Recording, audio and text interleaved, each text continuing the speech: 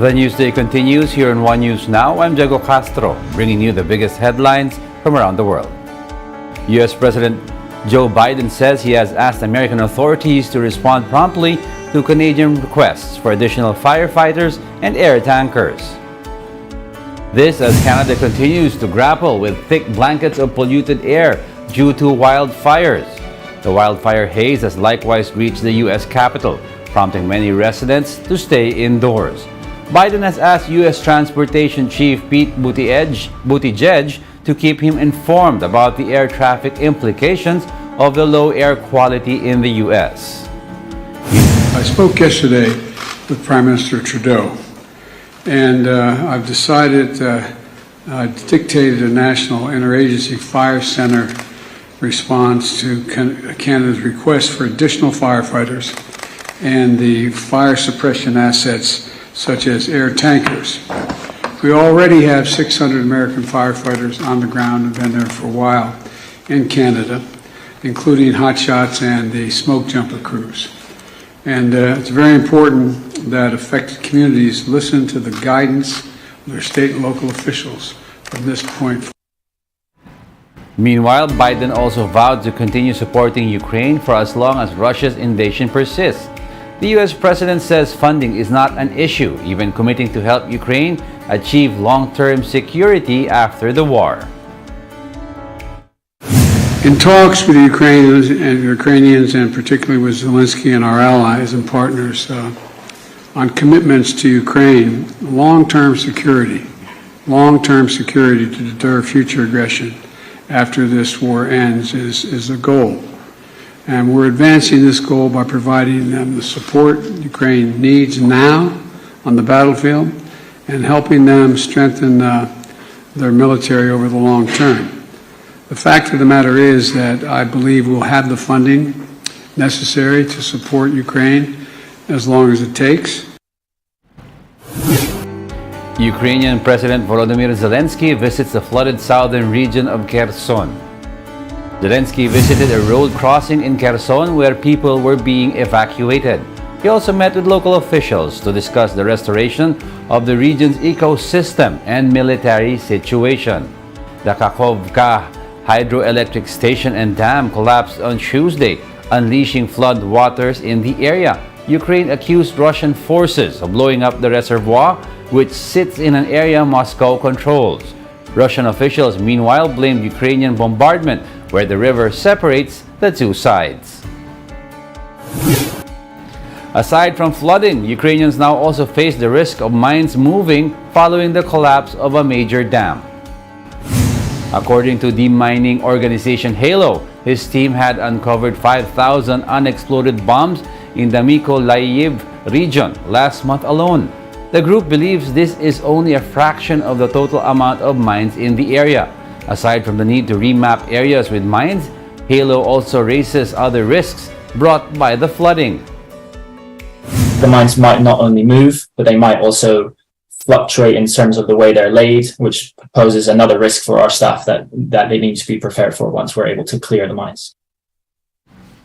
Halo Trust says there is not much it can do for now, except monitor the situation and caution residents to be careful in the area.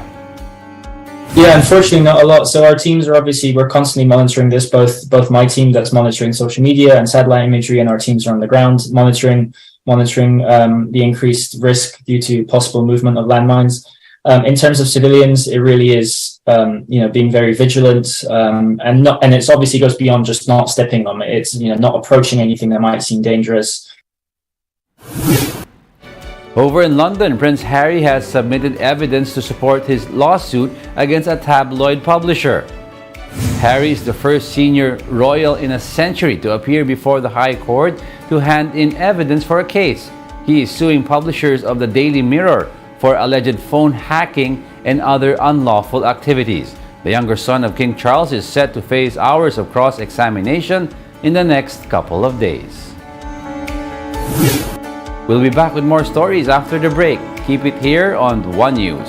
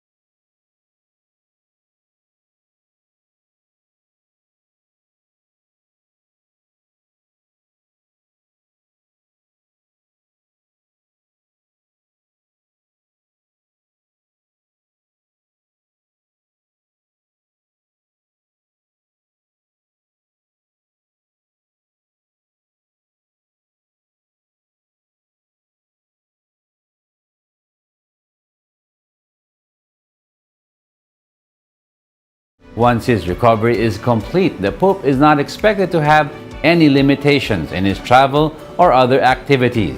According to the surgeon, the Pope was in good spirits when he woke up, going so far as to joke around with his doctor. L'intervento chirurgico e l'anestesia generale si sono svolti senza complicazioni. Il Santo Padre ha reagito bene sia all'intervento chirurgico che all'anestesia. Il Santo Padre è già sveglio, ha già scherzato e già mi ha preso in giro.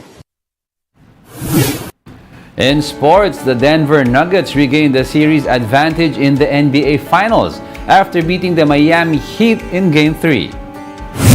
Denver established a double-digit lead in the third quarter after a tight first half. From there, the Nuggets kept the Heat at bay and maintained a sizable lead. Final score 109-94 for the Nuggets. The win pushes them ahead in the best-of-7 finals, 2-1. Two-time MVP Nikola Jokic finished with 32 points, 21 rebounds, and 10 assists, the first such game in NBA Finals history since assists were tracked.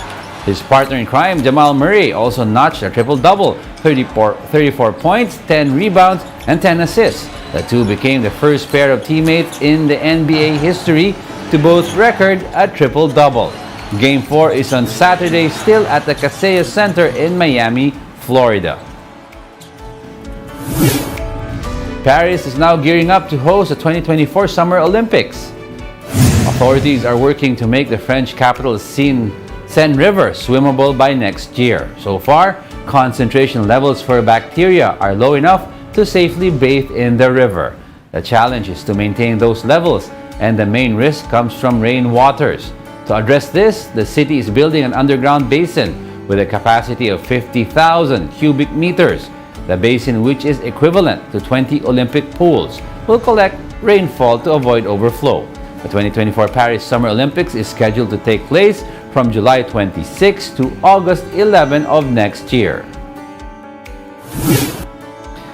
The US finds itself hosting more F1 races as the sport finally finds a clear route to Americans' hearts. However, the hype for the sport is not entirely new and has been years in the making. More on that in this Bloomberg Quick Take. It's incredible the amount of support we get from the US is probably bigger than anywhere. It's every single race we go to at the moment, there's record-breaking numbers of fans who are going, and especially in the US, they're sort of knocking it out of the park. So I'm really excited to see what Formula One can do with Vegas next year. Formula One in the US isn't exactly a new thing. Races have been held here since the 1950s, and in 12 different host cities, many of which tried, but failed to make a mark. Formula One always seemed this overseas, international, sort of European posh sport that never quite captivated American audiences. And there's a couple of reasons for that. The first being that F1 never quite invested that much in American tracks and American Grand Prix. The second reason, broadly speaking, is that Bernie Ecclestone, who had led F1 for many decades, saw this as much more of an upscale sport. That would all change in 2017. Liberty Media has agreed to buy the company that controls Formula One racing. After 40 years running the sport, Ecclestone is no longer chief executive. He's been replaced by... US media giant Liberty quickly got to work on transforming the sport, and an American audience was front and center of that strategy. They loosened restrictions about clip sharing so people could share clips on YouTube easily. They invested a lot more in video games. Another thing that they really wanted to invest in was digital streaming. And they also struck a big deal with Netflix for a show called Drive to Survive. How did you get into F1? Drive to Survive. Drive to Survive was why I became a big fan. You were coming after an audience that had essentially never really watched F1.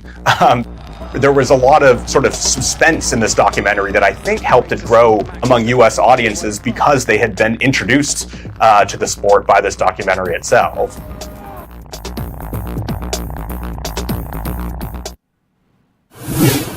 And those are the top world headlines of the hour. Join us again at 9 a.m. as we continue to monitor the day's biggest stories. Coming right up is Agenda at 8 a.m. I'm Diego Castro. We are One News. All sides, all the time.